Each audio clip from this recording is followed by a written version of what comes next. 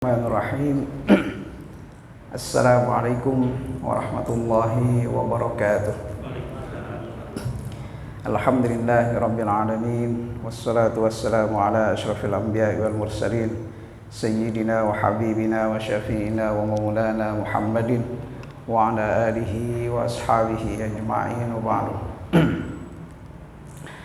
Hadaratul mukarramun, para asatidzah, para hujjaj, bapak-bapak, saudara-saudara sekalian yang saya hormati, syukur alhamdulillah pada malam hari ini Allah Subhanahu wa taala mempertemukan kita kembali dalam majlis zikir, dalam majlis ilmu, majlis ta'lim yang biasa diasuh oleh guru kita Mukarram Ustaz Kiai Haji Dr. Muhammad Syairazi.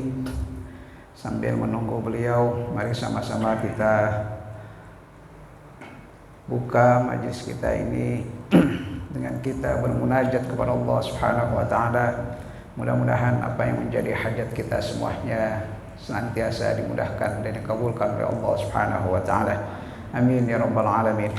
Ya Rabbi bil Mustafa balligh maqasidana waghfir lana ma madha ya wasi'al karami. Ya Rabbi bil Mustafa balligh maqasidana waghfir lana ma madha ya wasi'al karami. Ya akramal khalqi ma liman aludhu bihi siwaka inda hululil hadithil amimi. Ya Rabbi bil Mustafa balligh maqasidana waghfir lana ma madha ya wasi'al karami. Wa lan yadhiqa Rasulullah jahuka bi idhil karimu tajalla bismi muntaqimi. Ya Rabbi bil Mustafa balligh maqasidana waghfir lana ma madha ya wasi'al karami. Allahumma salli wa sallim wa barik alaih. Selanjutnya mari sama-sama kita baca suratul Fatihah. Kita niatkan, kita hadiahkan pahalanya untuk masing-masing orang-orang tua kita yang telah berpulang ke rahmatullah, untuk guru-guru kita, para masyayikh kita, para pendahulu Masjid Jami Miftaul Khair, mobil khusus guru kita Bapak Kiai Haji Ahmad Dimyati bin Kiai Haji Ilyas, Kiai Haji Ilyas bin Sirin, orang tua kita Bapak Haji Muhammad Siddiq, para pengurus Masjid Jami Miftaul Khair yang telah berpulang ke rahmatullah, juga para munfiqin, munfiqat, para ahli waris Masjid Jami Miftaul Khair. Kita doakan semuanya semoga senantiasa mendapat curahan rahmat dan maghfirah dari Allah Subhanahu wa taala, diampuni segala dosa dan kesalahannya, diangkat derajatnya sisi Allah Subhanahu wa taala, dijadikan kubur mereka semuanya raudhah min riyadil jannah. Ala hadhihi niyyah wa kullu niyatin salihah ila hadratin Nabi Mustafa Rasulillah sallallahu alaihi wasallam. Al-Fatihah. A'udzu billahi minasyaitonir rajim. Bismillahirrahmanirrahim. Alhamdulillahirabbil alamin. Arrahmanir rahim. Maliki yaumiddin. Iyyaka na'budu wa iyyaka nasta'in. Ihdinas siratal mustaqim. Siratal ladzina an'amta 'alaihim ghairil maghdubi 'alaihim waladdallin. Amin. Sebelum kita mulai meneruskan yang pernah kita baca dari hadis Rasulullah SAW, sebagai informasi yang telah sama-sama kita maklumi, perihal pengumuman dari pemerintah yang semalam, kemarin malam tanggal 29 Juni pemerintah mengadakan sidang isbat, penentuan awal bulan Dzulhijjah, seperti halnya pada saat awal Ramadan ataupun akhir Ramadan, atau awal Syawal. Pemerintah mengadakan penentuan awal bulan Dzulhijjah. Kemarin diputuskan bahwa 1 Dzulhijjah baru akan masuk hari Jumat besok, ya, artinya malam ini baru malam awal Dzulhijjah ya. Kalau awal Dzulhijjahnya hari Jumat, maka 10 Dzulhijjahnya itu akan jatuh pada hari Ahad ya, hari Ahad.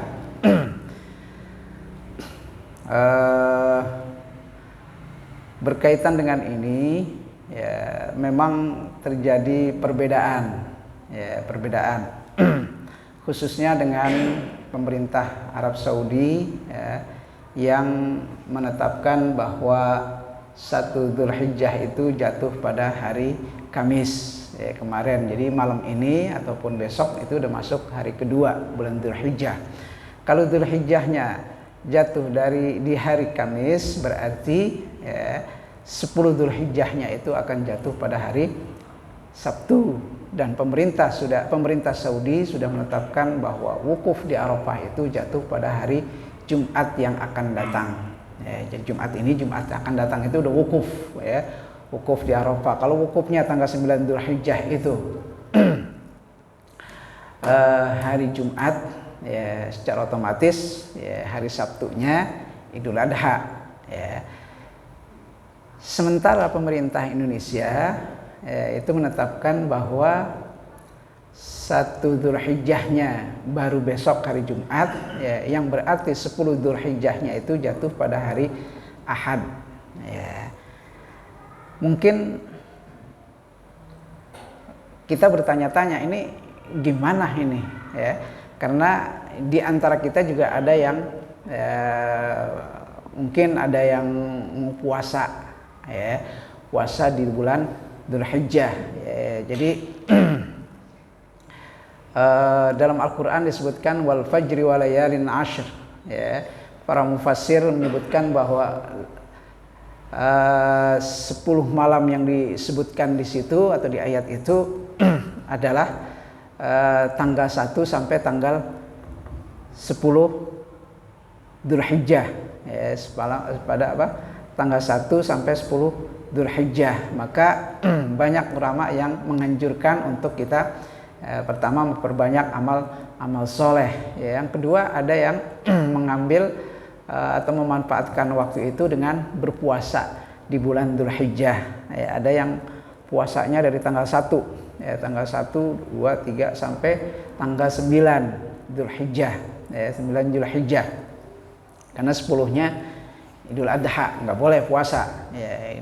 Kemudian ayyamut tasyriknya juga nggak boleh berpuasa. Tapi yang dimaksud di situ adalah 10 awal dari bulan Dzulhijjah. Maka ada umat Islam yang memanfaatkan waktu tersebut dengan berpuasa. Nah, sekarang kita kan beda ya. Termasuk mungkin yang niat mau puasa tarwiyah dan puasa Arafah ya kan. Puasa tarwiyah itu puasa tanggal 8 Dzulhijjah, puasa Arafah itu puasa tanggal 9 Dzulhijjah. Karena pada tanggal 9 Dzulhijjah itu mereka yang melaksanakan haji akan berwukuf di Arafah. Makanya disebutnya dengan puasa Arafah ya, karena memang tanggal 9 itu bertepatan dengan orang-orang yang melaksanakan haji berada di padang Arafah untuk berwukuf di sana, menjalankan rukun utama dari pelaksanaan ibadah haji tersebut. Nah, sekarang kita ini yang di Indonesia ya, ini khususnya yang sudah menetapkan bahwa 1 Dzulhijjahnya itu besok hari ini ya, maksudnya malam Jumat ataupun besok hari Jumat itu baru 1 Dzulhijjah, sementara nantinya tanggal 9 Dzulhijjahnya itu jatuhnya pada hari Sabtu ya. Lebaran Idul Adha-nya jadi hari Ahad ya. Sementara kita di masjid ini ya, sebagaimana dari awal kita pastikan bahwa kita akan mengikuti apa yang menjadi ketetapan pemerintah dalam hal ini ya, bahwa pemerintah menetapkan 10 Dzulhijjah atau 1 Dzulhijjahnya hari Jumat dan 10 Dzulhijjahnya itu hari Ahad ya, atau lebaran Idul Adha-nya itu jatuh pada hari Ahad tersebut. Nah, Untuk ikhtilaf di sini ya, sebetulnya kita sebagai umat Islam ya nggak perlu ribut juga kalau kita tahu ilmunya. Ya, yang bikin ribut itu kan kalau nggak tahu ilmunya. Ya mudah-mudahan semakin ke depan ya, umat Islam semakin kaya akan ilmu keislaman, termasuk masalah ikhtilaf seperti ini. Nah, jadi untuk kita sekarang ini ya, di mana kita akan mengikuti apa yang menjadi penetapan pemerintah bahwa Idul Adha itu jatuh pada hari Ahad, sementara di Arab Saudi, pemerintah Arab Saudi menetapkan bahwa wukufnya itu hari Jumat dan Idul Adha-nya hari Sabtu. Nah, buat kita yang ingin berpuasa ya, berpuasa imma puasanya dari tanggal 1 ya, sampai tanggal 9 ya, ataupun yang mau niat puasanya di puasa tarwiyahnya ya, tanggal 8 dan tanggal 9 dengan niat puasa Arafah itu ya, ya kita jalankan semua sesuai dengan apa yang menjadi keputusan pemerintah. Artinya kita puasa tarwiyahnya itu ya, tanggal 8-nya itu hari Jumat ya. Tetap niatnya niat puasa tarwiyah. Kenapa? Karena ya, kita menjalankan puasa sunnahnya itu ya, puasa sunnah bulan Dzulhijjah dan tidak berkaitan dengan pelaksanaan ibadah hajinya. Yang berkaitan dengan pelaksanaan hajinya itu adalah mereka yang melaksanakan haji. Karena mereka yang melaksanakan haji itu ya, berkaitan dengan tempat dan waktu. Tempatnya itu adalah di Mekah ya, dalam hal ini mungkin ya, yang lebih luasnya kita katakan Saudi Arabia ya.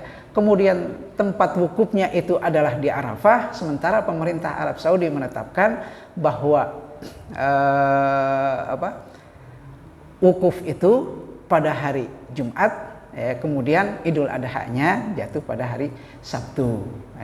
Jadi enggak masalah, karena dulu pun Rasulullah sebelum adanya wukuf ya, karena adanya wukuf itu kan pada tahun ke-10 Dzulhijjah.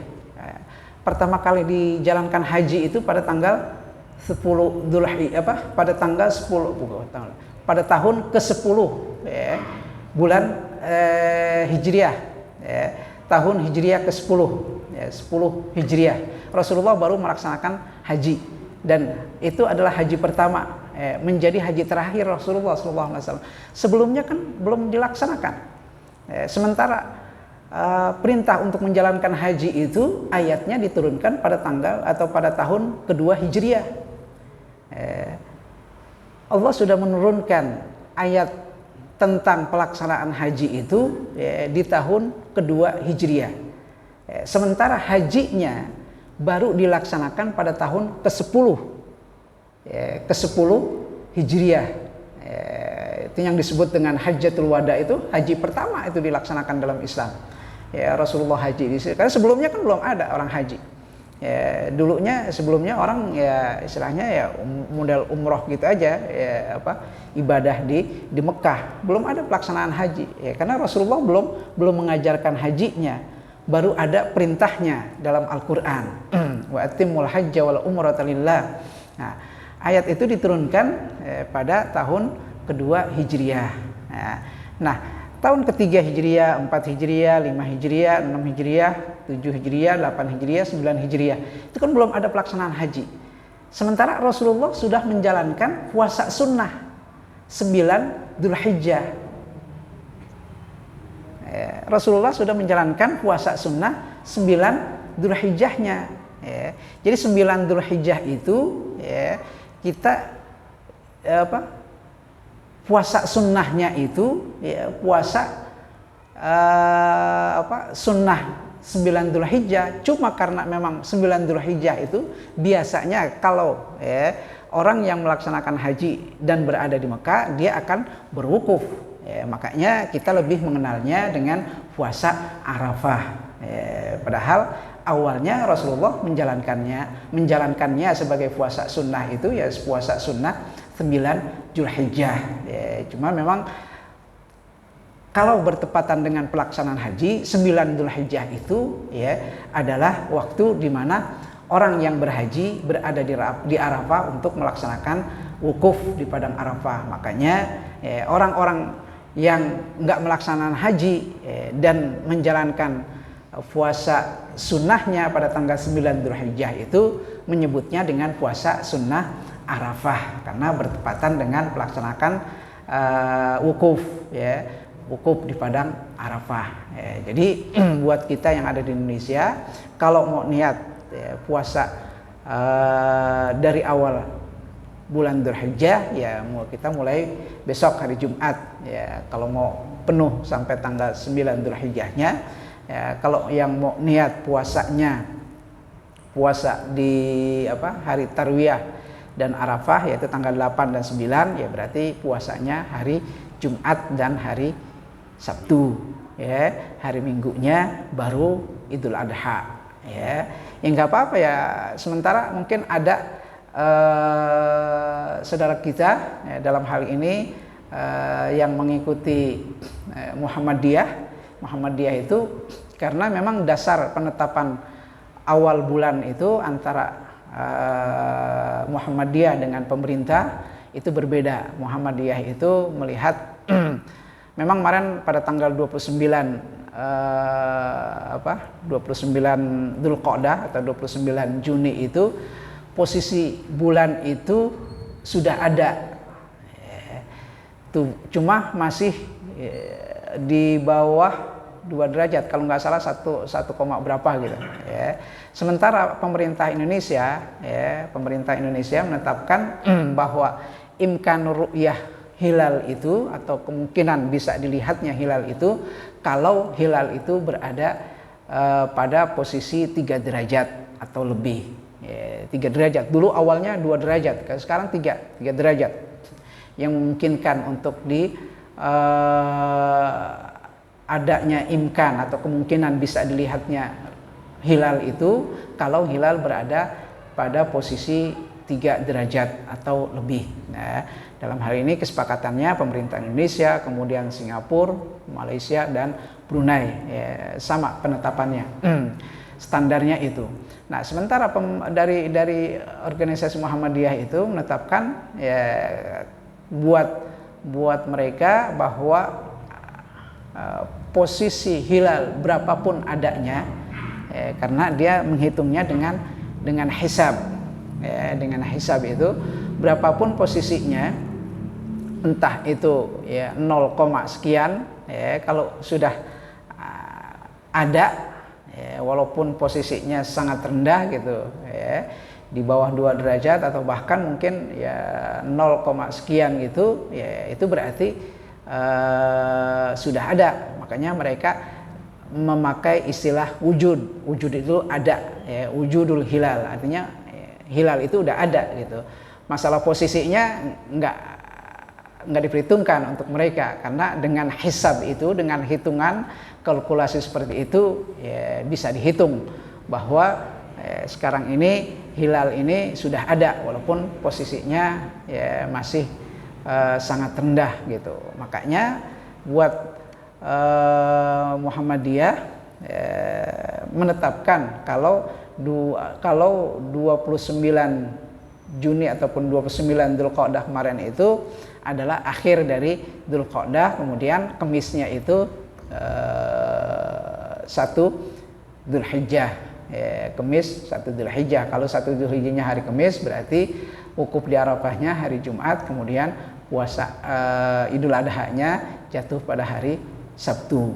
Nah itu. Jadi apa yang ditetapkan oleh pemerintah oleh Muhammadiyah ya sebetulnya sama dengan Arab Saudi. Sementara Arab Saudi sebetulnya dia memakai ru'yah.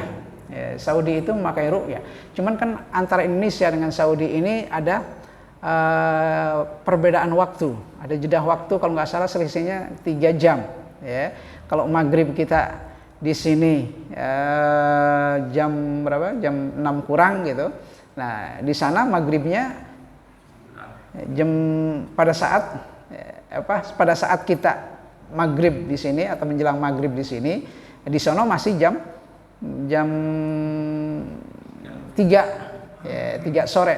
Nah, ada selisih waktu tersebut ya memungkinkan kalau di Indonesia pada saat 29 Juni atau 29 Dzulqa'dah kemarin itu posisi hilal masih 1, sekian, dalam selisih waktu 3 jam itu kemungkinan dia akan naik posisinya. Kalau nggak salah pemerintah Saudi itu mengatakan bahwa posisi hilal pada saat itu di Mekah tanggal 29 Dzulqa'dah kemarin itu sudah berada pada posisi 5 derajat. Nah, itu kenapa? Karena ada selisih waktu. Kita kan lebih dulu. Kita lebih dulu waktunya, lebih dulu Indonesia ketimbang Saudi. Saudi. Makanya pada saat menjelang maghrib untuk penentuan hilal itu, nah di Indonesia posisi hilalnya masih di bawah 2 derajat, masih 1, sekian. Sementara setelah selisih 3 jam kemudian, pada saat hitungan di Mekah itu, ternyata di sana hilal itu sudah berada pada posisi 5 derajat, artinya sudah tinggi, sudah tinggi dan sudah memungkinkan untuk diru'yah gitu. Ya, demikian makanya ada selisih, tapi hal itu tidak membuat kita resah. Ya, kita yakini bahwa sebetulnya semuanya mempunyai dasar hukum. Semuanya mempunyai dasar hukum. Yang mau ngikut Muhammadiyah ataupun pemerintah Saudi silahkan, ada dasar hukumnya. Kemudian kalau yang mengikuti pemerintah, silahkan ada dasar hukumnya. Masing-masing mempunyai dasarnya. Pemerintah berdasarkan pada ru'yah karena memang apa yang dilakukan oleh Rasulullah SAW dulu dengan para sahabat itu, kalau menentukan awal bulan itu biasanya dengan melihat hilal atau ru'yatul hilal, melihat hilal. Cuman belakangan dengan berkembangnya ilmu pengetahuan bahwa awal bulan itu sudah bisa dihitung jauh-jauh waktu, bahkan Muhammadiyah itu menentukan 10 Dzulhijjah atau Idul Adha itu bukan kemarin, bukan, dia sudah dulu dari awal tahun itu sudah ditentukan bahwa nanti Lebaran Idul Fitri ini puasa itu akan jatuh pada tanggal sekian, Idul Fitri itu akan jatuh tanggal sekian, kemudian Idul Adha akan jatuh pada tanggal sekian. Itu kenapa? Karena dengan hisab itu udah bisa, udah bisa. Walaupun memang perbedaannya di situ. Perbedaannya adalah bahwa Muhammadiyah menetapkan dengan wujudul hilal. Istilah dasarnya itu mereka memakai istilah wujudul hilal. Artinya hilal itu berada pada posisi berapapun, bahkan pada posisi 0, sekian pun kalau sudah ada, mereka akan menetapkan bahwa itu adalah awal bulan. Makanya mereka mengambil istilah wujud. Wujud itu ada. Ada itu, adanya hilal itu enggak mesti harus tinggi. Dia kalau udah ada, walaupun dalam posisi yang rendah, tetap ada. Makanya dinyatakan bahwa itu adalah awal bulan Hijriah. Sementara pemerintah Indonesia dan organisasi Nahdlatul Ulama itu memegang kepada hadis Rasulullah SAW, sumu li ru'yatihi wa aftiru li ru'yatihi. Pada saat kita berpuasa, kita mengawalinya itu artinya awal Ramadan itu dengan melihat hilal. Kemudian akhirnya itu pun artinya akhir dari puasa itu pun didasari pada saat kita melihat hilal ataupun awal bulan Syawal. Nah, ini masih dipegang. Makanya untuk dapat terlihat hilal itu mesti harus berada pada posisi paling enggak 3 derajat. Dulu awalnya 2 derajat, sekarang dinaikkan karena mungkin ada pertimbangan yang lain. Mulai tahun ini kalau nggak salah 2022, karena 2021 itu masih kesepakatannya 2 derajat. Sekarang 3 derajat, makin tinggi itu. Makanya kemarin pada tanggal 29 Juni ataupun 29 Dzulhijjah itu ditetapkan sebagai istikmal, penyempurnaan dari bulan Dzulhijjah. Artinya Dzulhijjah itu dilengkapin jadi 30 hari. Karena dalam bulan Hijriah itu kan hitungannya imma 29 ataupun 30. Kalau bulan Syamsiyah atau bulan Miladiyah itu 30 ataupun 31. Tapi dalam hitungan bulan Qamariyah ataupun bulan-bulan Hijriah itu ya, adalah 29 dan 30. Nah, kemarin Dzulqa'dah itu disempurnakan menjadi 30. Makanya awal Dzulhijjahnya itu ditetapkan jatuh pada hari Jumat atau malam ini menjadi awal dari bulan Dzulhijjah, dan Idul Adha-nya itu ya, ditetapkan menjadi hari Ahad ya, menjadi hari Ahad.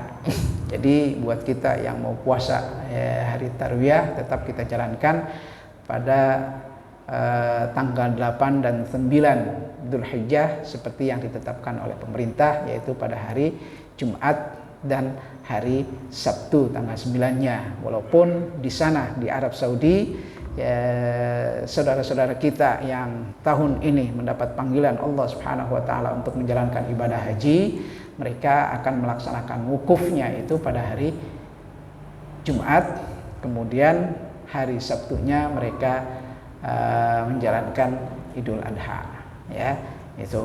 Maka ya, untuk ikhtilaf ataupun perbedaan dalam pelaksanaan Idul Adha ini tidak membuat kita harus bercerai-berai ya, tapi tetap menghargai pendapat masing-masing ya, karena semuanya mempunyai dasar ya, mempunyai dasar.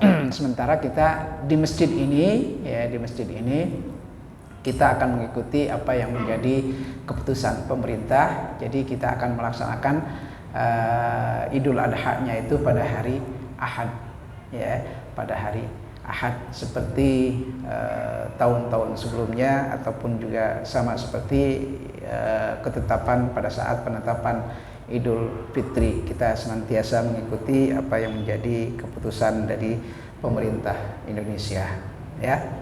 Gitu. Kemudian ya, untuk kurban ya, untuk kurbannya ya, tadi saya tanya Ustaz Zaki Syaukani ya, udah berapa orang nih yang urunan ya, yang urunan, katanya baru ada 2 orang ya, banyakkan kurangnya ya, kalau satu sapi untuk 7 orang urunannya baru ada 2 ya, kurangnya kurang 5 ya, satu sapinya masih kurang 5 orang lagi ya, urunannya masih banyak kurangnya ya. Mudah-mudahan Allah Subhanahu wa taala memberikan rezeki kita untuk bisa ikut ya, menjalankan perintahnya ya, untuk bisa berkorban di hari Idul Adha ya. Selanjutnya saya ingin meneruskan ya, hadis yang pernah kita baca, hadis tentang ya, maratibuddin ya, atau tingkatan-tingkatan agama ya. Tingkatan yang pertama dulu sudah kita bahas tentang al-Islam ya. Kemudian tingkatan yang kedua adalah iman ya, rukun iman. Kemudian tingkatan yang ketiga adalah tentang ihsan ya. Ihsan ini adalah an ta'budallaha ka'annaka tarahu fa in lam takun tarahu fa innahu yaraka ya. Ini adalah tingkatan yang paling tinggi dalam kita beragama ya, karena semua ya, gerak-gerik kita, semua apa yang kita lakukan ya, ibadah yang kita lakukan itu ya, senantiasa tertanam dalam diri kita itu bahwa Allah Subhanahu wa taala selalu mengawasi kita ya, apa yang kita lakukan ya, sehingga kalau keimanan ini sudah tertanam ya, tentunya akan lebih mudah hati ini untuk menjauhi apa yang menjadi larangan-larangan Allah Subhanahu wa taala ya. Karena setiap ada niat untuk melakukan dosa ya, ada niat atau keinginan untuk melakukan maksiat ya, akan timbul bahwa Allah Subhanahu wa taala akan tahu apa yang kita lakukan, Allah akan tahu apa yang kita kerjakan, maka ya, maksiat itu atau dosa itu ya, kita tinggalkan.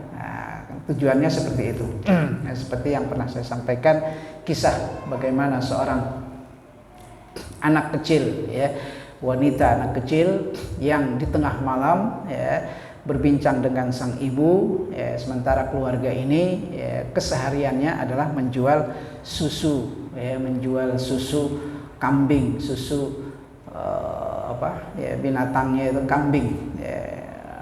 Kalau kita jarang, kita jual susu pres itu biasanya sapi. Kalau di Arab itu ada susu sapi, ada susu kambing, ada susu onta. Ada susu onta. Sekarang pun ada. Kalau sekarang mungkin bahkan di supermarket itu dijual yang mau kambing, yang masih pres, yang masih pres, bukan bubuk, yang pres. Kalau kita biasanya yang kambing itu paling kambing Ottawa yang ada, selebihnya nggak ada. Kalau di Arab itu lumrah, lumrah kambing. Nah, ibu dan anak ini kesehariannya adalah jual susu. Sang ibu berinisiatif untuk menambahkan di susu itu dengan air putih, karena kalau ditambahkan konsumen kan nggak tahu juga di tengah malam, siapa yang tahu? Di tengah malam seperti itu siapa yang tahu? Nggak ada yang tahu. Kalau ditambahkan air putih, tentunya harapannya biar susunya tambah banyak. Kalau tambah banyak jumlahnya itu kan, literannya itu kan berarti akan tambah banyak keuntungan yang didapatnya. Itu. Tapi sang anak walaupun dia masih kecil, masih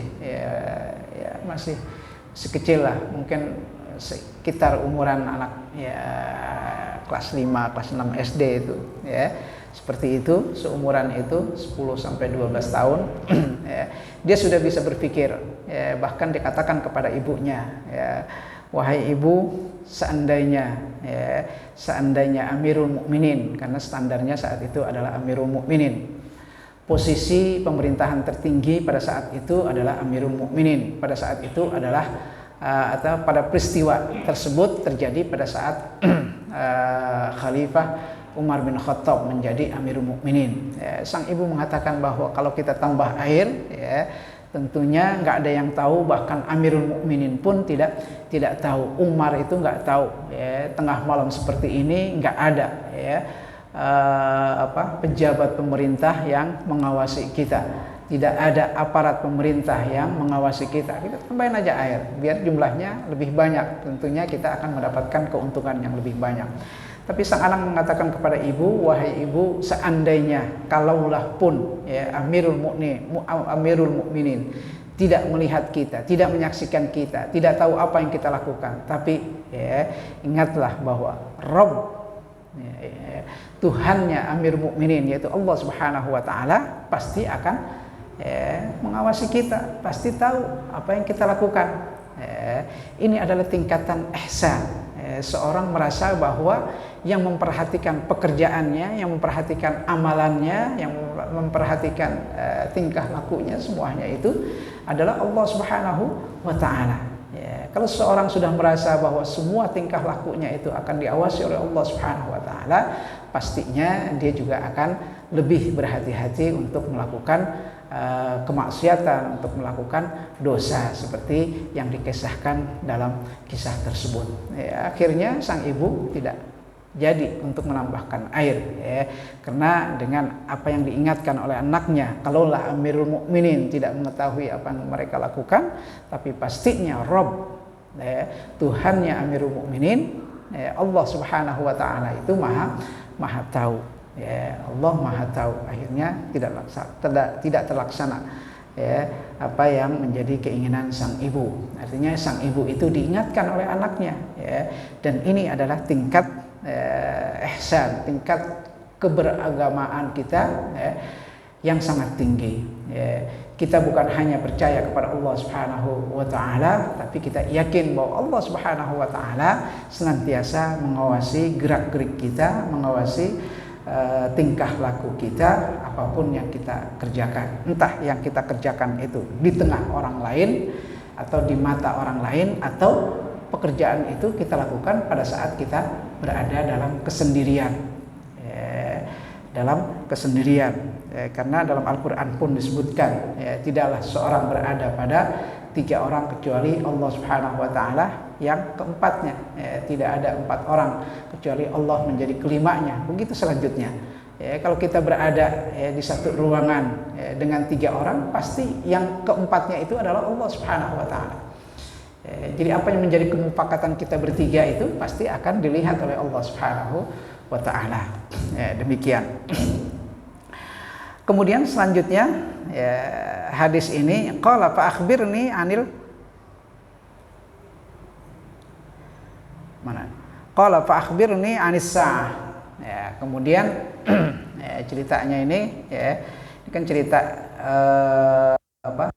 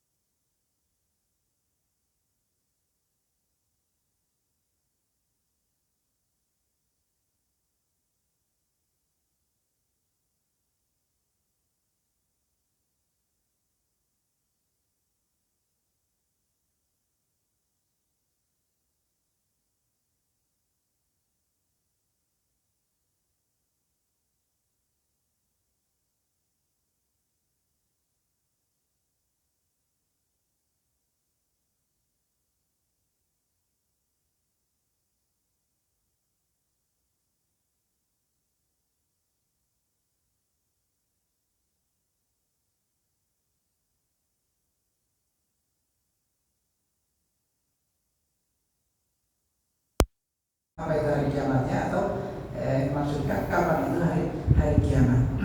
Ya. Maka Rasulullah menjawab mal mas'ul anha bi'a'lama, bahwa yang ditanya tentang hari kiamat itu tidaklah lebih tahu dari yang bertanya. Karena Rasulullah tahu yang bertanya siapa? Jibril. Ya. Jibril. Yang bertanya itu adalah Jibril. Jibril tentunya lebih tahu tentang hal-hal yang gaib. Rasulullah menyatakan bahwa dirinya itu tidak lebih tahu dari Jibril, khususnya apalagi masalah hari kiamat. Hari kiamat ini yang Allah jadikan sebagai gaib. Gaib itu yang tidak diketahui. Bahkan dalam Al-Quran disebutkan yas'alunaka anis sa'ah. Bahkan ketika orang-orang Yahudi bertanya tentang sa'ah, tentang hari kiamat, yas'alunaka anis sa'ah, Allah menjelaskan kepada Rasulullah SAW bahwa hari kiamat itu menjadi urusan Allah Subhanahu wa Ta'ala. Sementara Allah Subhanahu wa Ta'ala tidak menurunkan ilmu sedikit pun tentang hari kiamat kepada manusia, tidak sampai kepada Rasulullah SAW pun tidak dikasih tahu tentang hari kiamat itu kapan terjadinya. Yang dikasih tahu kepada Rasulullah SAW itu hanyalah tanda-tandanya. Yang Allah kasih tahu melalui wahyu kepada Rasulullah SAW itu adalah tanda-tandanya. Maka tanda-tanda hari kiamat itu ada pada hadis-hadis Rasulullah SAW. Di antaranya seperti yang Rasulullah jelaskan bahwa dengan diutusnya Rasulullah SAW, diutusnya Rasulullah SAW ke alam ini itu menjadi salah satu tanda dekatnya hari kiamat.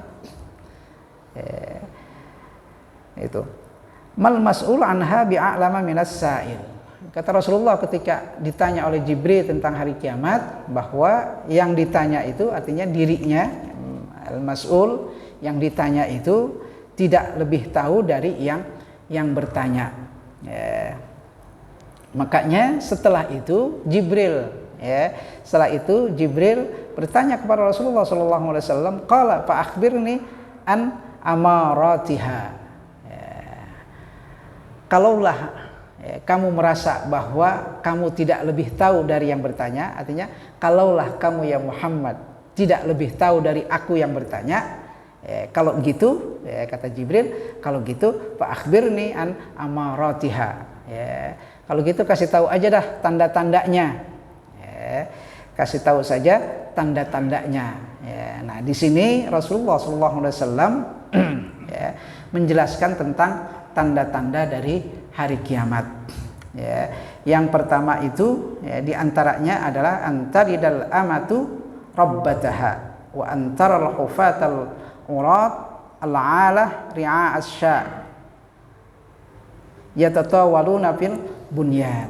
Nah, ini diantara tanda-tandanya. Yang pertama, seorang atau budak perempuan itu ya, melahirkan tuannya.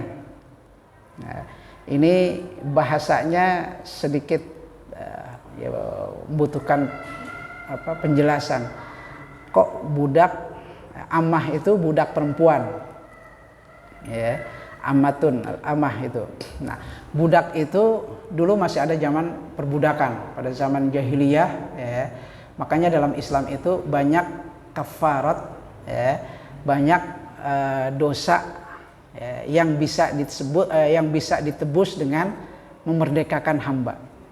Ya, banyak kafarat, ya, namanya kafarah, penebusan dosa. Itu banyak dilakukan dengan cara apa? Dengan cara memerdekakan hamba sahaya, ya, hamba sahaya. Sebetulnya tujuannya itu adalah untuk menjadikan ya, manusia itu menjadi orang bebas, orang merdeka.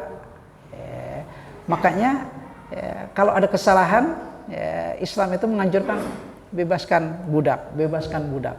Kenapa? Tujuannya biar orang menjadi merdeka. Banyak sekali sahabat-sahabat yang dulunya adalah budak. Contoh yang paling jelas itu yang tertulis dalam sejarah dan banyak kita kenali itu adalah Bilal bin Rabah. Itu aslinya sebagai orang Habasyi.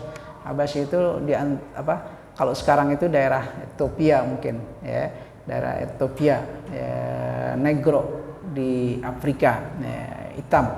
Makanya Bilal itu keturunan Negro, Habasyi, ya, Habasyi.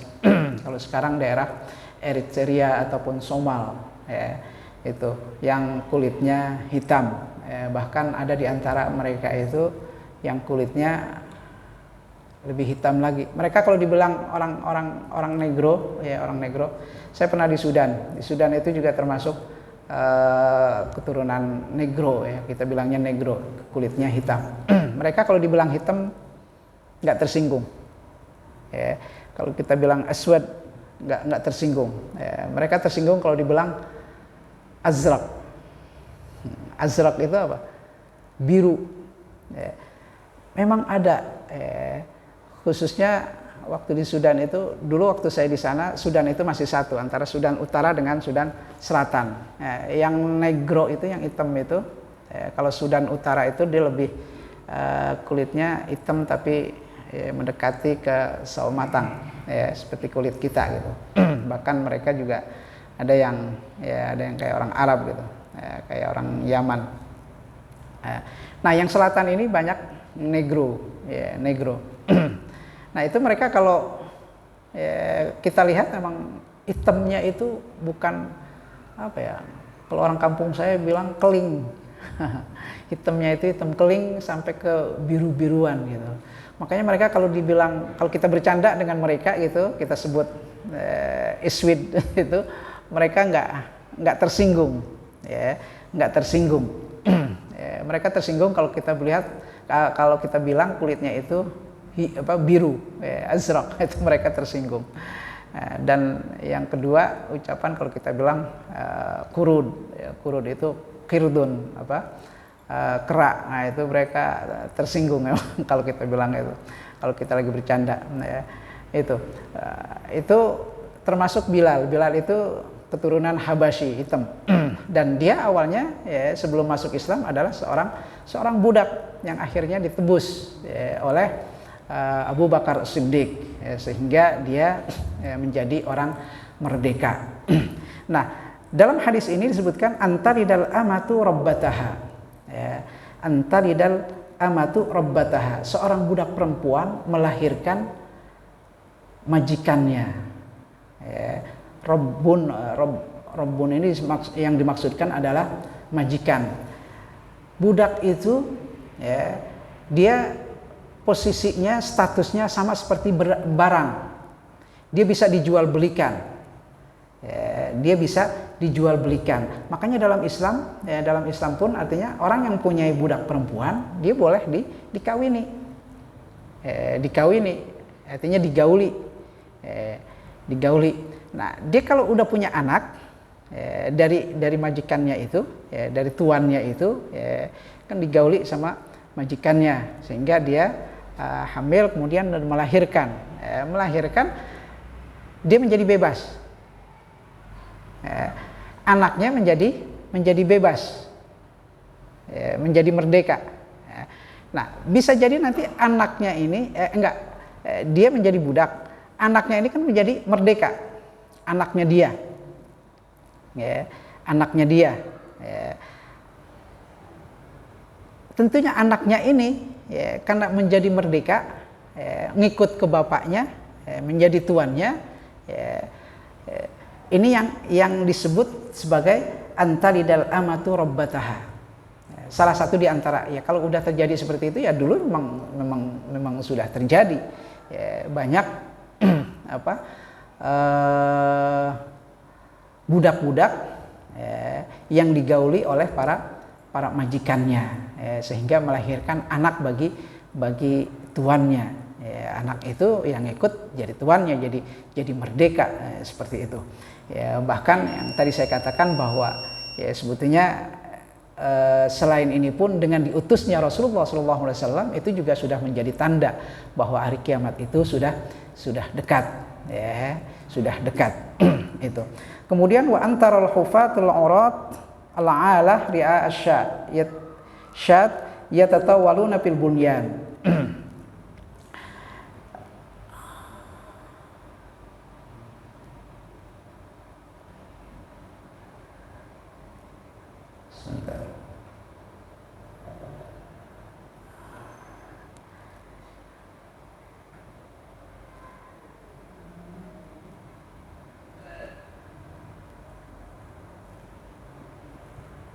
Al-hufat itu jamak dari haf. Kalau kita bilang nyeker, gairul muta'al, munta'al, artinya nyeker yang nggak pakai sendal. Al-urat itu jamak dari ar, yaitu orang yang nggak pakai pakaian. Kalau bahasa kampung saya meleding. Nggak pakai baju. Al-urat, al-hufat, al-urat, al-alah. Al-alah ini fuqara, artinya orang yang miskin. Ru'a asya ataupun syad, artinya mereka mengembala sapi, mengembala kambing. Yatatawaluna fil bunyan. Yatatawaluna fil bunyan maksudnya mereka berlomba-lomba untuk membangun bangunan yang tinggi-tinggi, atau main banyak-banyakan harta. Padahal awalnya mereka itu adalah pengembala kambing, yang kesehariannya kalau ngembala kambing itu enggak pakai sendal, nyeker, enggak pakai baju, kemudian mereka termasuk golongan orang-orang fakir miskin. Tapi kalau orang yang awalnya kondisinya seperti ini sudah bisa berlomba-lomba untuk mengumpulkan kekayaan, untuk mengumpulkan atau mau bermegah-megahan dalam bangunan, rumah dan lain sebagainya, maka itu adalah salah satu di antara tanda-tanda dari hari kiamat. Bahkan ada yang menafsirkan, kalau sekarang mungkin lebih jelas lagi. Kita lihat hampir semua negara berlomba-lomba untuk membangun pencakar langit. Sekarang yang kita tahu pencakar langit, bangunan yang paling tinggi itu adalah Burjul Khalifah di Dubai, di Emirat. Konon katanya Saudi ingin membangun bangunan yang lebih tinggi lagi, itu artinya di sini sudah jelas, semua orang ingin berlomba-lomba untuk mencari kemegahan, atau menciptakan kemegahan, padahal di sisi lain itu adalah kebenaran dari apa yang disabdakan oleh Rasulullah SAW, bahwa umatnya itu nantinya akan berlomba-lomba dalam itu, dan itu menjadi tanda datangnya hari kiamat. Ya, makanya ketika ada seorang sahabat bertanya tentang kapan datangnya hari kiamat, Rasulullah nggak jelaskan. Yang ditanya artinya malah Rasulullah bertanya kepada orang tersebut, sekarang apa yang sudah kamu persiapkan untuk menghadapi hari kiamat? Nah, itu kita nggak perlu susah-susah mencari tanda-tanda kiamat atau kapan kiamatnya. Yang lebih penting bagi kita adalah bagaimana kita menyiapkan diri kita untuk menghadapi kiamat tersebut.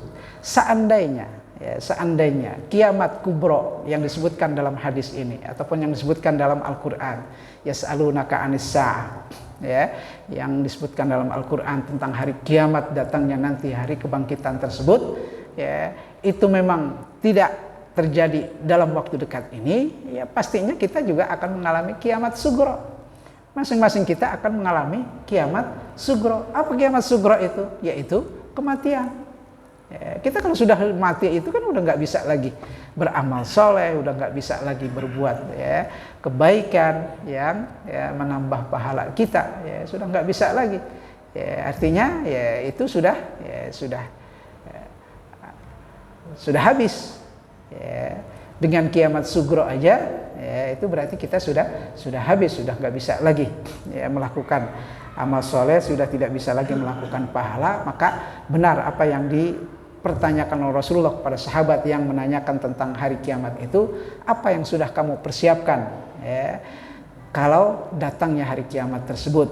Nah, itu. Makanya bagi kita pun setelah kita membaca hadis ini, kita yakin bahwa intinya adalah bukan kapan hari kiamatnya, karena hari kiamat itu menjadi rahasia Allah Subhanahu wa taala.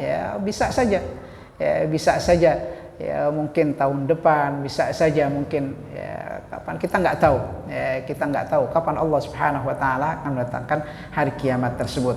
Tapi yang terpenting buat kita adalah bagaimana kita menyiapkan diri kita untuk menghadapi hari kiamat tersebut. Seandainya hari kiamat pun tidak terjadi pada saat kita masih hidup, tentunya kita pun akan menghadapi kematian, yang kematian itu memerlukan persiapan, yang memerlukan zat, yang memerlukan bekal berupa amal soleh dan pahala, yang tentunya ini yang sangat kita butuhkan pada saat kita menghadap Allah Subhanahu wa taala. Inilah dari hadis Maratibuddin yang diajarkan. Jadi setelah Rasulullah menjelaskan seperti itu, qala tsumman talaq, artinya setelah dijawab oleh Rasulullah SAW, ketika ditanya tentang amarat hari kiamat itu, kemudian setelah mendengar jawaban tersebut, Jibril itu yang tadinya datang dengan pakaian bersih putih, rambutnya hitam, kemudian menempelkan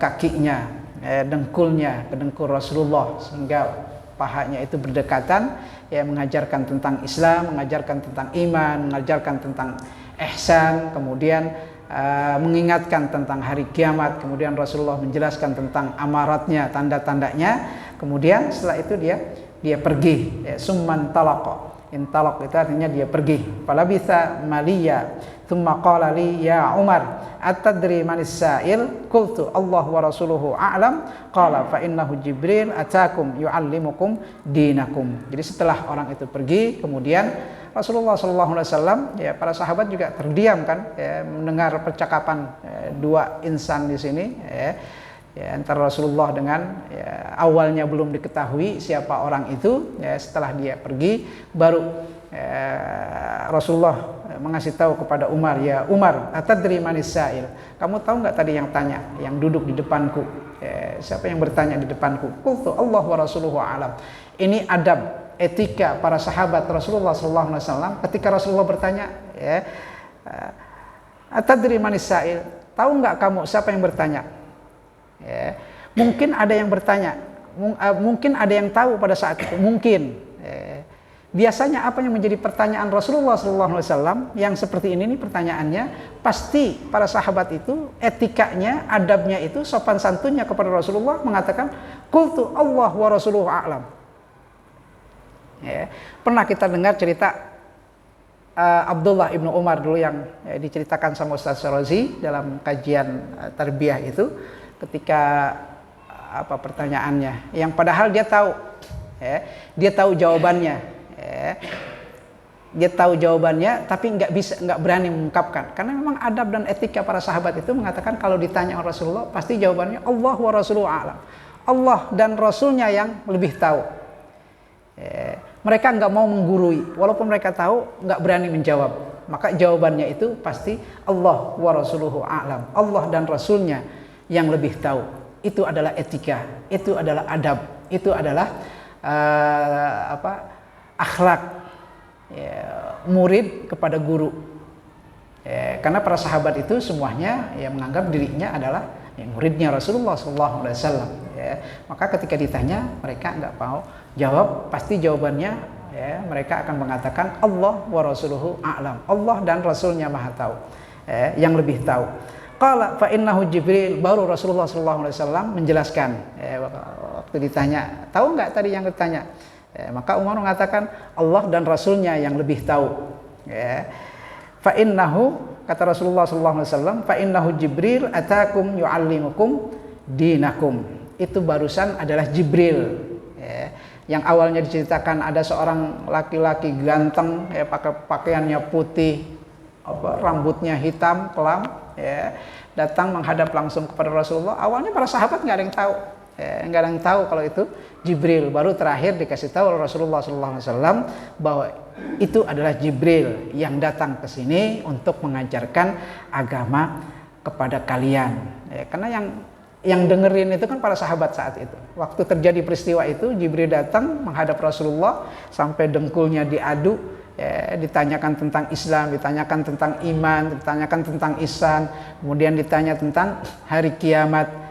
Semuanya dijawab oleh Rasulullah SAW. Seakan-akan Rasulullah dan Jibril itu sedang mengajarkan ilmu kepada para sahabat saat itu. Makanya Rasulullah menggarisbawahi di akhir dari hadis ini, fa innahu Jibril, yang tadi itu adalah Jibril atakum, yang datang kepada kalian, walaupun datangnya kepada Rasulullah karena disaksikan oleh para sahabat, akan-akan dia datang kepada kalian, artinya kepada para sahabat. Atakum yu'allimukum dinakum, yang ingin mengajarkan agama kalian. Yang disebut agama itu apa ya? Tadi tentang Islam, kemudian tentang iman, tentang ihsan, kemudian tentang hari kiamat, yang semuanya dijawab dan dijelaskan oleh Rasulullah SAW. Hadis ini diriwayatkan oleh Imam Muslim, hadis sahih, hadis sahih. Ini diantara dari judulnya yang disebutkan sebagai maratibuddin, tingkatannya. Yang awal itu adalah tingkatan kita dalam beragama itu adalah Islam, kemudian iman, kemudian ihsan. Ihsan itu tadi kita menjalankan semua perintah Allah Subhanahu wa taala, kita menjalankan ibadah kepada Allah Subhanahu wa taala, kita menjalankan ketaatan kepada Allah Subhanahu wa taala. Yang kita jalankan itu tertanam dalam diri kita bahwa apa yang kita lakukan itu semuanya disaksikan oleh Allah Subhanahu wa taala. Ini saja yang dapat saya sampaikan untuk mengisi kekosongan atas ketidakhadiran guru kita. Mudah-mudahan apa yang kita baca membawa manfaat untuk kita semuanya. Amin ya rabbal alamin. Ya arhamar rahimin, ya arhamar rahimin, ya arhamar rahimin. Farij 'alal muslimin, ya arhamar rahimin, ya arhamar rahimin, ya arhamar rahimin. Farij 'alal muslimin. واعف عنا يا الله، واعف عنا يا كريم، واعف عنا يا رحيم برحمتك يا أرحم الراحمين. اللهم اجعل جمعنا هذا جمعا مباركا، واجعل تفرقنا من بعده تفرقا معصوما. اللهم نور قلوبنا بنور هدايتك كما نورت الأرض بنور شمسك وقمرك أبدا أبدا. اللهم اجعلنا ممن يستمعون القول فيتبعون أحسنه. ربنا ظلمنا أنفسنا wa in lam taghfir lana wa tarhamna lanakunanna minal khasirin. Rabbana atina fid dunya hasanah wa fil akhirati hasanah wa qina adzabannar. Wa sallallahu ala sayyidina Muhammadin nabiyil ummi wa ala alihi wa sahbihi wasallam. Walhamdulillahi rabbil alamin. Assalamualaikum warahmatullahi wabarakatuh.